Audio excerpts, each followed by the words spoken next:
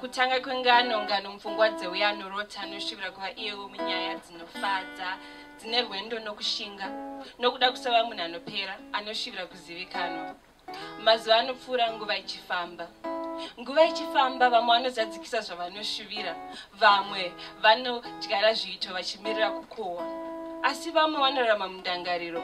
Ndaive muvhimini, ndaive hombarume, ndaive nyenyedzi yemukadzi.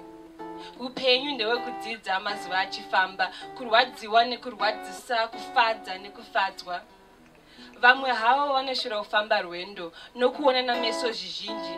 Vanovhara hodzi vosungirira zviri pamwoyo vofamba nako kanzira kanovaendesa kwavanoda kwavasingazive. Gogogoi chambopfuurira. Mazuva anopfuura mukomana aona musikana, musikana aona mukomana, vodanana zvino zvoyevedza.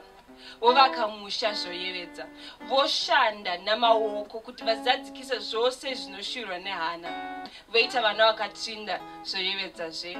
Mukomana uya ave baba avasekuru avazukuru, musikana uya ave amai ave ambuya avazukuru. Vana vavo vakura zvoyevedzazve. Mazuva anopfuura nguva ichifamba. Nguva ichifamba mazuva haafanani, zuva rimwe nerimwe rine zvaro.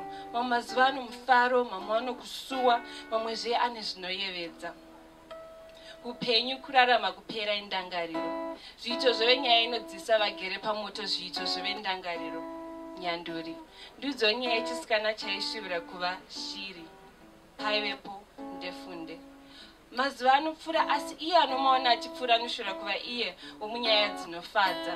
Anoshuvira kurarama nokuzadzikisa zvose zviri muhana.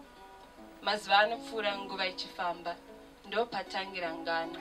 Nyanduri. Ndidzo nyaya ichisikana chaishuvira kuva shiri.